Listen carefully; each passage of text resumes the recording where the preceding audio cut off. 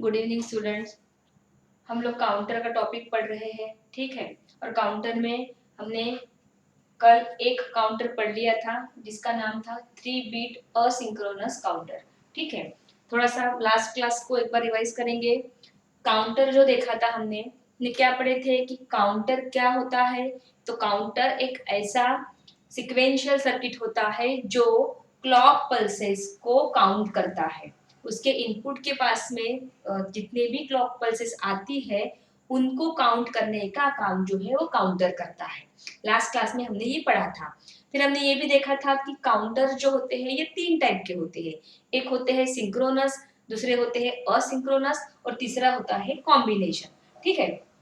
उसमें से हमने कल एक असिंक्रोनस पढ़ा था। कल ये बताया था कि कोई भी काउंटर जो होता है वो सिंक्रोनस होता है, नहीं तो असिंक्रोनस होता है। हम आइडेंटिफाई कैसे करेंगे कि सिंक्रोनस कौन सा है तो या फिर असिंक्रोनस कौन सा है। तो इसके लिए हमको क्लॉक देखनी पड़ेगी, ठीक है। अब ये क्लॉक क्या होती है, देखो। क्लॉक अगर हर फ्लिप फ्लॉप को इंडिविजुअल लगा के रहती है, मतलब अलग अलग लगा के रहती है, तो हम उसको असिंक्रोनस काउंटर बोलते हैं। और अगर क्लॉक सारे फ्लिप फ्लॉप को साइमल्टेनियसली मिल रही है तो उसको हम सिंक्रोनस बोलते हैं। कल हम लोगों ने देखा था कि क्लॉक जो थी वो फ्लिप फ्लॉप ए को अलग थी, बी को अलग थी और सी को अलग थी। आज के इसमें देखोगे तो ये जो क्लॉक है इसी का ही कनेक्शन देखो, यहाँ से बी को गया हुआ है, यही से सी को गया हुआ है। मतलब एक ही क्लॉक जो है मेन क्लॉक वो सभी को कॉमन करके है, इसलिए इसको सिंक्रोनस काउंटर बोलते हैं। दूसरी बात, क्लॉक जो है सभी को एक ही मिलने की वजह से सारे फ्लिप फ्लॉप जो है एक साथ ट्रिगर हो रहे हैं, एक साथ सिंक्रोनाइज हो रहे हैं, इसीलिए भी इसको सिंक्रोनस काउंटर बोलते हैं, ठीक है। उसके बाद यहाँ पे देखो 3 बिट काउंटर है, ठीक है।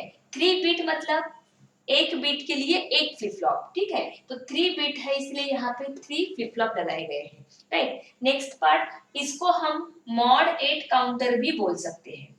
इसको हम क्या बोल सकते हैं, मॉड 8 काउंटर। क्यों मॉड 8 काउंटर बोल सकते हैं इसको, क्योंकि मॉड का फार्मूला होता है mod equals to raise to N, where N means what, number of bit और नंबर ऑफ फ्लिप फ्लॉप। यहाँ पे हमारे पास 3 फ्लिप फ्लॉप है, मतलब 3 बीट है, तो यहाँ पे मॉड इक्वल्स क्या होगा, 2 रेज टू 3 इक्वल्स 8 होगा। इसका मॉड 8 आता है, इसीलिए हम इस काउंटर को मॉड 8 सिंक्रोनस काउंटर भी बोल सकते हैं, ठीक है।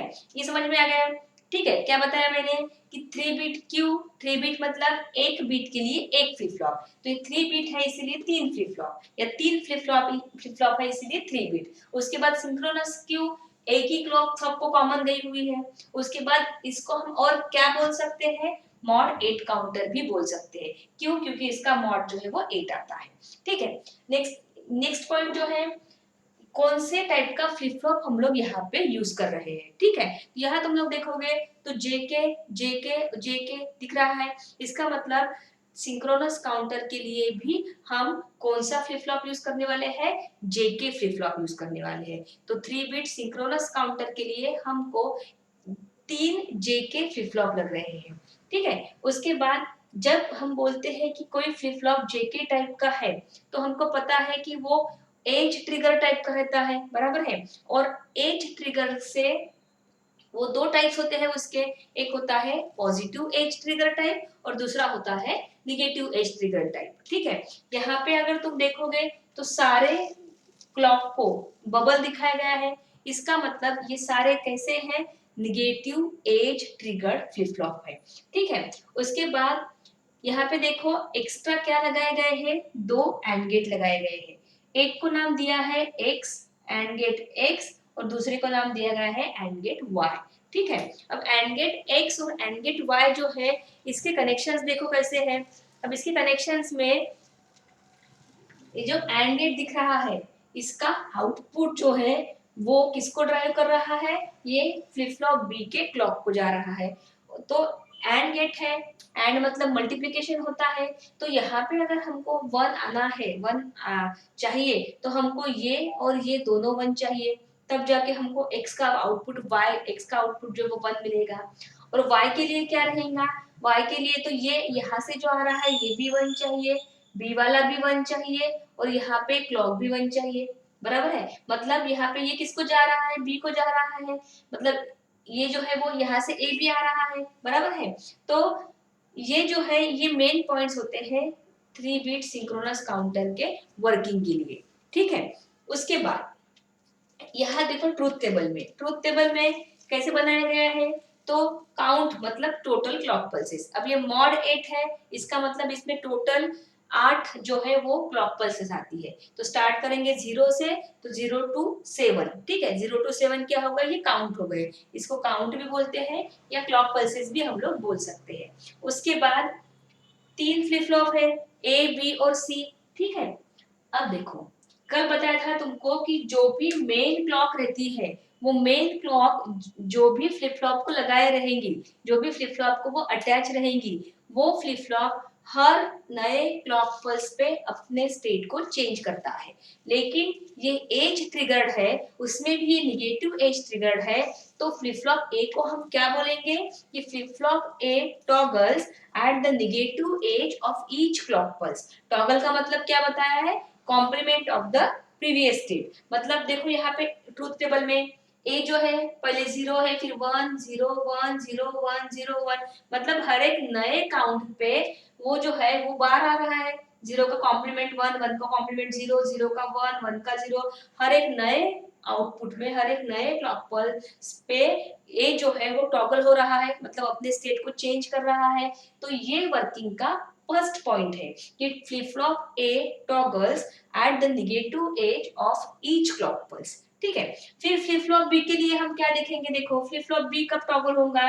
अब ये जो है, ये एंड गेट जब हाई दिखाएगा तो ये टॉगल होगा, लेकिन ये किससे कनेक्टेड है, ए से कनेक्टेड है, बराबर है। मतलब क्लॉक जब हाई रहेंगी, जब ए हाई रहेगा, तब जाके बी क्या होगा, अपने स्टेट को चेंज करेगा, ठीक है।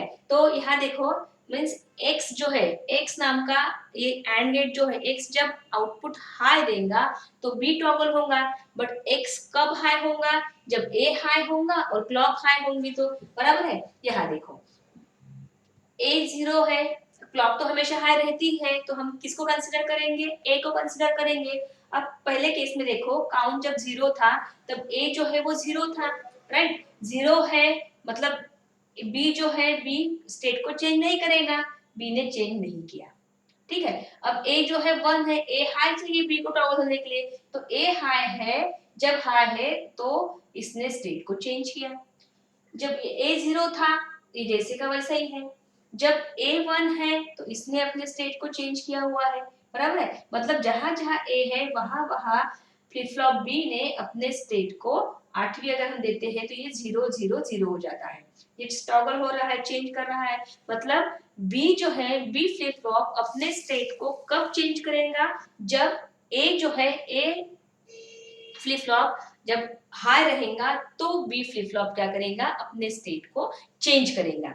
उसके बाद सी के लिए देखो, अब सी के लिए ये बी भी आ रहा है, बराबर है।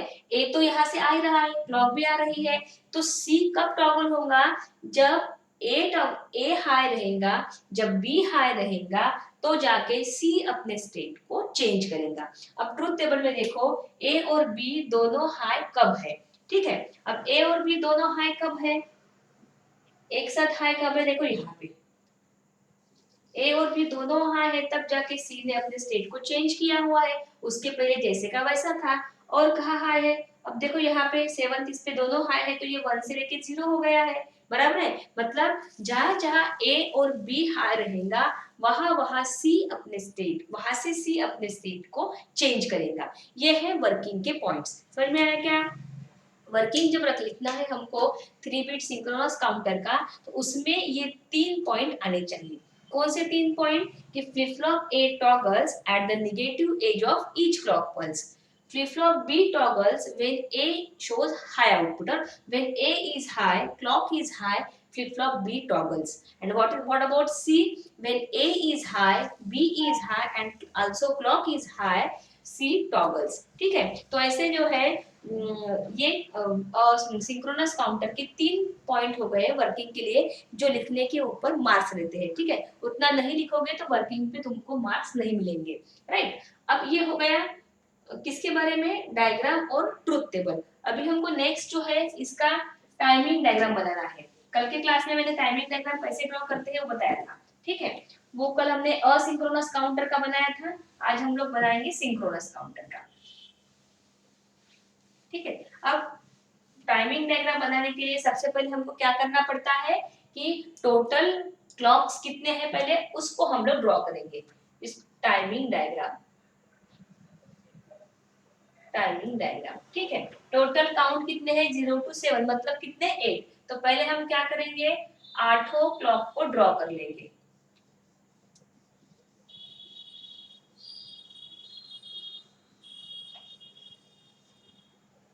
1 2 3 4 5 6 7 और 8। उसके बाद क्या बताया था कि फ्लिप फ्लॉप्स कौन से ट्रिगर वाले हैं, पॉजिटिव वाले हैं कि निगेटिव वाले हैं। अब यहाँ पे सारे फ्लिप फ्लॉप जो है निगेटिव एज पे थे, तो हर क्लॉक पल्स के निगेटिव एज पे एरो दिखाना है, ठीक है। एरो दिखाने के बाद वहां से डॉटेड लाइन ड्रॉ करेंगे।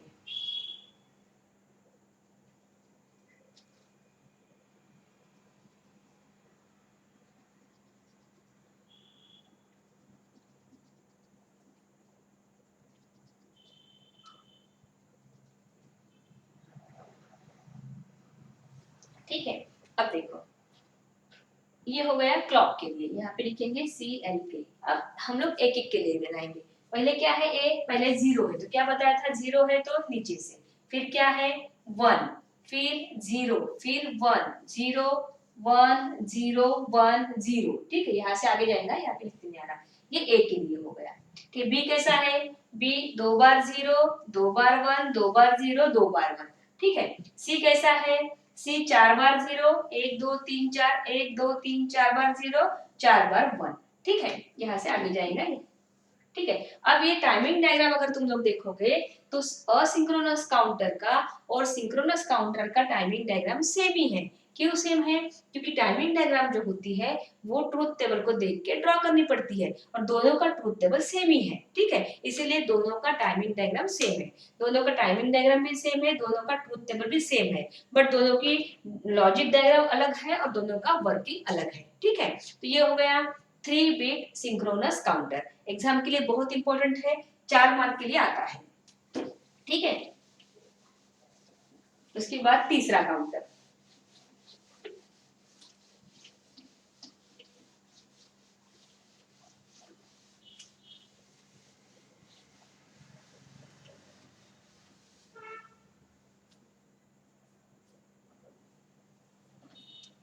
थर्ड काउंटर जो है वो है डिकेड काउंटर, ठीक है। थर्ड काउंटर हम लोग पढ़ने वाले हैं डिकेड काउंटर।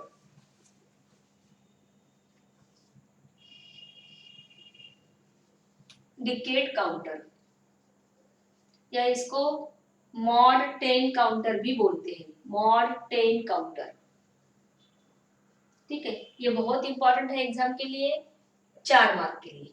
बहुत बार एग्जाम में जो है 4 मार्क के लिए पूछा हुआ है, ठीक है। पहले हम लोग डायग्राम ड्रॉ करेंगे।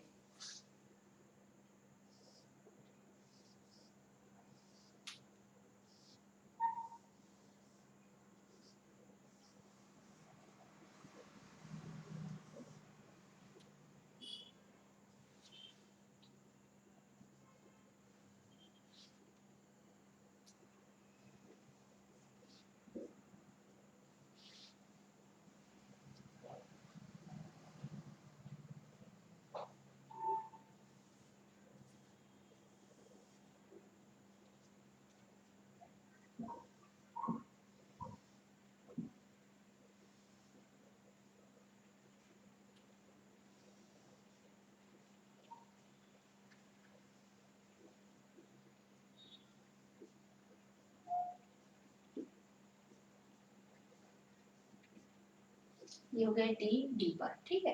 ये पूरा है प्लस वीसीसी को कनेक्टेड है। उसके बाद क्लियर फैसिलिटी लगाएंगे हम लोग कॉमन लिख के पूरा।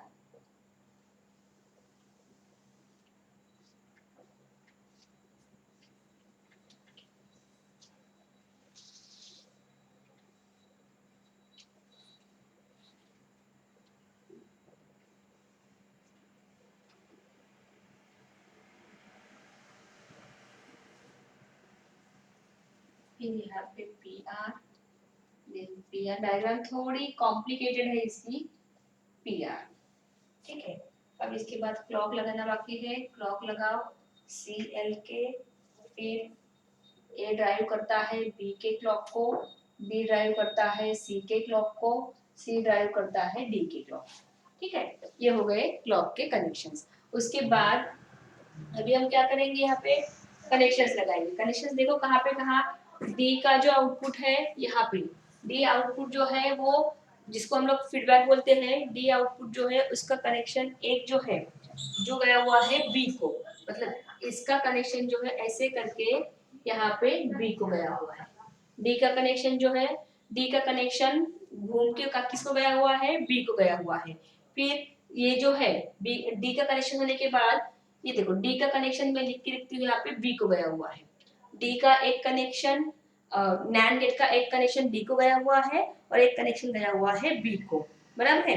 उसके बाद और जो कॉमन कनेक्शंस है,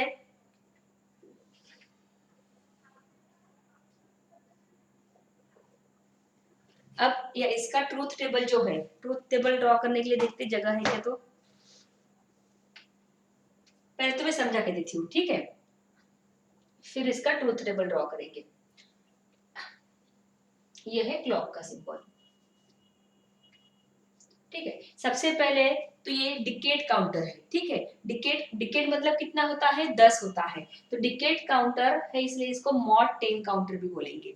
लेकिन अभी हमने क्या पढ़े थे कि मॉड जो होता है वो कैसे आता है, mod equals 2 raise to n, ये फॉर्मूले से आता है, वेयर n क्या होता है, नंबर ऑफ बीट और number of flip flop, number of flip flop और नंबर ऑफ बीट होता है।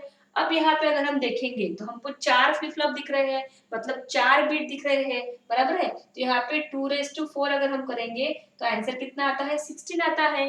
तो डायग्राम को अगर हम लोग देखते हैं तो डायग्राम को देखने के बाद हमको ऐसा लगता है कि ये तो मॉड 16 होना चाहिए या 4 बीट होना चाहिए, बराबर है। लेकिन मॉड 16 इसका नाम नहीं है, इसका नाम क्या है, मॉड 10 काउंटर है।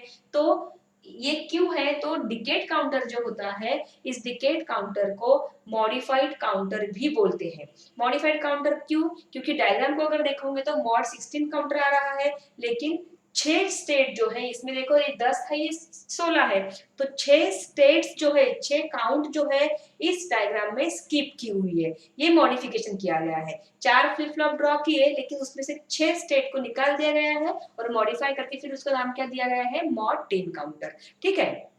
तो सबसे पहला पॉइंट इसके लिए क्या याद रखना कि decade counter is also called as a mod 10 counter. Here 4 JK flip flops are used and by the formula it becomes mod 16 counter, but in decade counter 6 states are skipped, therefore it is called as modified counter, ठीक है। उसके बाद ये देखना है हमको कि वो सिंक्रोनस है या असिंक्रोनस है, राइट।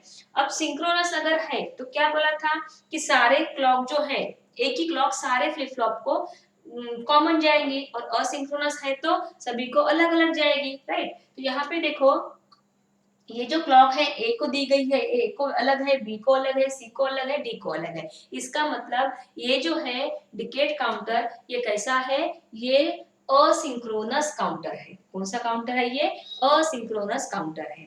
फिर नेक्स्ट पॉइंट क्या है कि अगर वो असिंक्रोनस है तो उसका वर्किंग जो लिखेंगे हम लोग वो क्या लिखेंगे कि 0 to 1 positive change and 1 to 0 negative change, ठीक है। 0 to 1 positive change and 1 to 0 negative change. कोई भी असिंक्रोनस काउंटर हो, either it is 2 bit, 3 bit, 8 bit, 4 bit, कितने भी बीट का हो, उसका वर्किंग जो है ये चेंजेस को लेके ही लिखना पड़ता है। उसके बाद चेंजेस कौन से है, मतलब उसके लिए हमको पहले ये आइडेंटिफाई करना पड़ेगा कि फ्लिप फ्लॉप जो है वो कौन से टाइप के, means either they are positive edge triggered और नेगेटिव एज ट्रिगर्ड। तो यहाँ देखो सारे क्लॉक को क्या दिखाया है, बबल दिखाया है, इसका मतलब ये जो है ये कैसे है, नेगेटिव एज ट्रिगर्ड है। इसका मतलब ये हमको नेगेटिव चेंज पे आउटपुट देंगे। आया समझ में। उसके बाद यहाँ पे नैंड गेट यूज किया हुआ है जिसका कनेक्शन एक डी को गया हुआ है और एक घूम के बी को आया हुआ है, ठीक है। ये जो है ये कंस्ट्रक्शन के पॉइंट्स है। आया समझ में क्या क्या लिखना है कि डिकेड काउंटर कैसा है, मॉड 10 काउंटर है, बराबर है।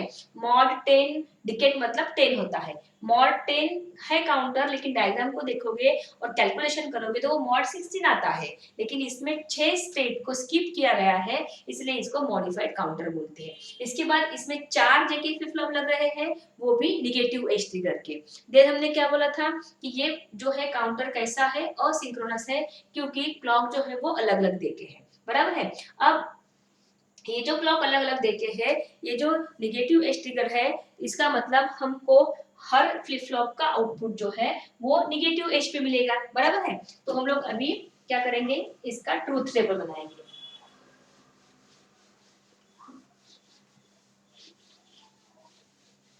देखो ट्रूथ टेबल कैसे बनाएंगे।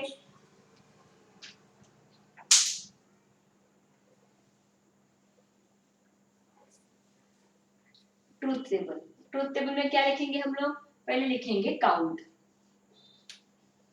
ठीक है। काउंट लिखने के बाद डी, सी, बी एंड ई, 4 है, बराबर है। फिर काउंट क्या होंगे, 0 1 2 3 4 5 6 7 8 9, ठीक है। 1 2 3 4 5 6 7 8 9, ठीक है। 0 to 9 क्या हो गया, 10 हो गया।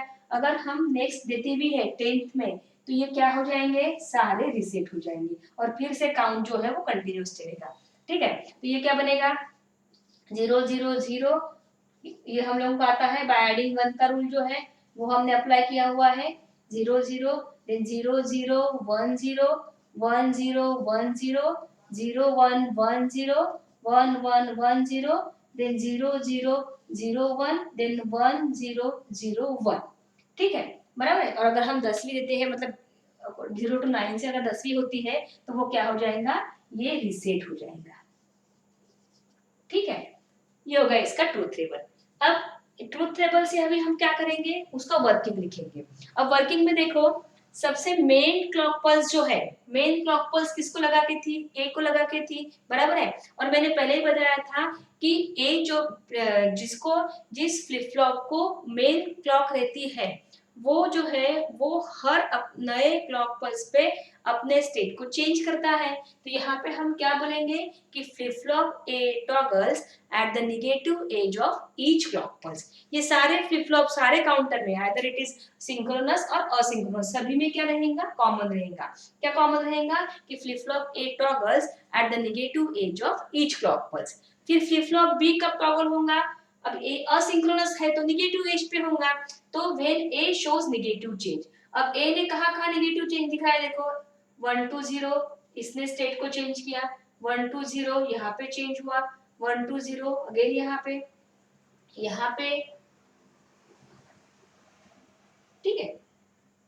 उसके बाद B जो है, B हो गया। अभी C कब चेंज होगा, जब B नेगेटिव चेंज दिखाएगा। तो B कब नेगेटिव चेंज दिखा रहा है, देखो 1 2 0, देखो यहाँ पे तो इसने स्टेट को चेंज किया। 1 2 0 कहाँ है, 1 2 0 देखो यहाँ पे स्टेट को चेंज किया। मतलब when B shows negative change, C toggles, when B shows negative change, C toggles, ठीक है। उसके बाद D के लिए हम क्या बोलेंगे, when C shows negative change, D toggles। अब C ने कहाँ नेगेटिव चेंज दिखाया हुआ है, देखो यहाँ पे, तो इसने स्टेट को चेंज किया, बराबर है।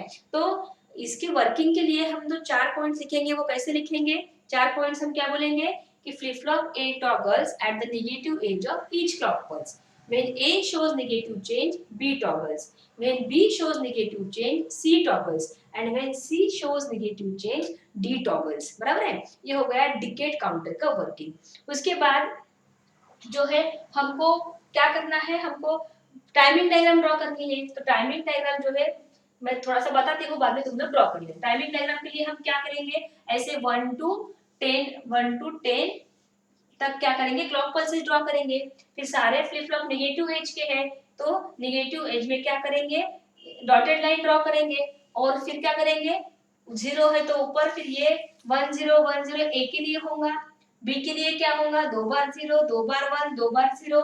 सी के लिए क्या होगा, 4 बार 0 4 बार 1 होगा। और डी के लिए क्या होगा, 6 तक 0, वहां पे फिर 2 1 और ये 0, ये हो गया टाइमिंग डायग्राम। ठीक है, तो ऐसे हमारा यहाँ पे डिकेट काउंटर है वो कंप्लीट हुआ। ऐसे करके काउंटर का थ्योरेटिकल टॉपिक जो है वो कंप्लीट हुआ है। काउंटर टॉपिक में हमको 3 ही काउंटर दिए हुए हैं सिलेबस में, एक 3 बीट सिंक्रोनस काउंटर, दूसरा 3 बीट असिंक्रोनस काउंटर और तीसरा जो है डिकेट काउंटर। इन तीनों में से डिकेट काउंटर का क्वेश्चन जो है वो बहुत पॉपुलर है, एग्जाम में बहुत बार आया हुआ है। ठीक है, तो इसके न्यूमेरिकल्स भी होते हैं। तो यहाँ पे हमारा ये काउंटर का टॉपिक जो है वो कंप्लीट हो गया। कल हम लोग जो है रजिस्टर, ठीक है, रजिस्टर टॉपिक पढ़ेंगे। ठीक है।